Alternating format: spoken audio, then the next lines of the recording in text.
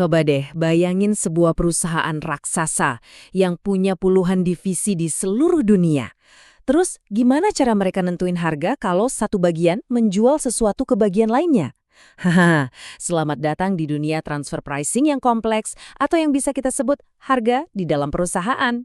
Gimana caranya sih sebuah perusahaan bisa menjual sesuatu ke dirinya sendiri? Kedengarannya aneh ya, tapi pertanyaan inilah yang jadi inti dari masalah yang coba dipecahkan oleh transfer pricing. Oke, biar gampang, kita pakai contoh pabrik mobil. Ada divisi yang tugasnya bikin mesin, terus ada divisi lain yang merakit mobilnya sampai jadi. Nah, mesin dari divisi pertama kan harus dijual ke divisi perakitan. Pertanyaannya harganya berapa?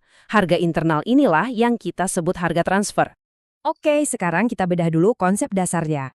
Jadi, secara resmi, harga transfer itu semacam label harga internal.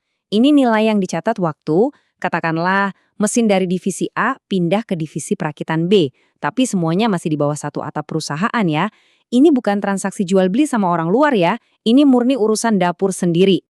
Terus, kenapa juga perusahaan repot-repot bikin harga internal? Buat apa? Ternyata, angka ini perannya krusial banget buat manajemen. Jadi gini, harga transfer itu ibarat oli di dalam mesin perusahaan. Tujuannya banyak. Pertama, biar bisa evaluasi kinerja dengan adil, jadi ketahuan divisi mana yang paling efisien. Kedua, ini mendorong manajer divisi biar mikirin kepentingan perusahaan secara keseluruhan, bukan cuma divisinya sendiri. Dan yang ketiga, ini penting untuk menjaga otonomi setiap divisi biar mereka tetap bisa mengelola bisnis internal mereka. Nah, kutipan ini ngerangkum semuanya dengan pas banget. Sistem harga transfer yang bagus itu harus bisa menyeimbangkan tiga hal.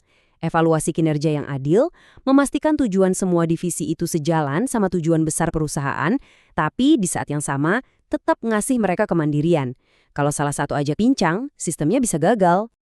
Oke, pertanyaannya sekarang gimana cara nentuin angkanya? Ternyata ada beberapa metode utama. Ibaratnya kayak toolkit dengan beberapa alat yang berbeda.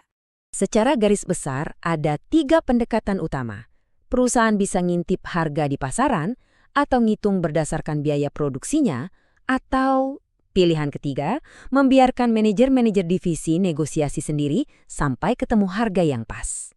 Nah, di sini nih yang menarik. Kalau pakai harga pasar, itu dianggap paling objektif, paling adil, karena mencerminkan harga di luar.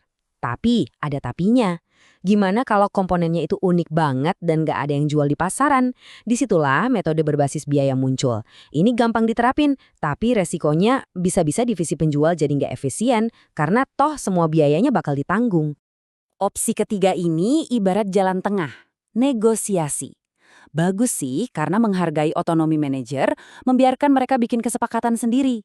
Tapi ya, namanya negosiasi bisa jadi alot, makan waktu, dan bahkan bisa memicu konflik atau persaingan yang nggak sehat antar divisi. Oke, sampai sini kita ngomongin harga transfer sebagai alat manajemen internal. Tapi sekarang, kita masuk ke babak yang paling panas dan kontroversial.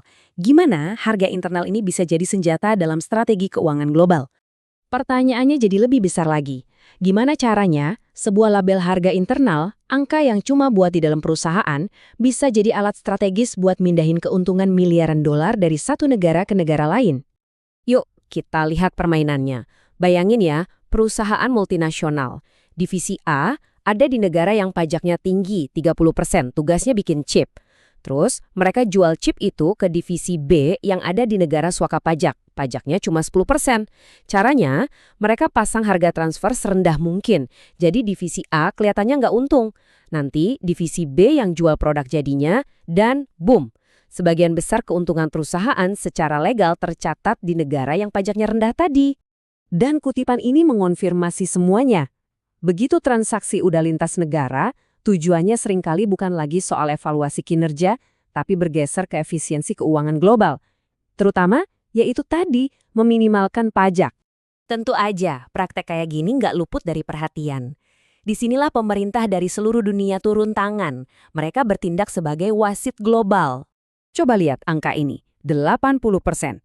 Ini bukan angka main-main. Sebuah studi menemukan bahwa mayoritas perusahaan multinasional menganggap transfer pricing sebagai isu pajak internasional yang paling utama.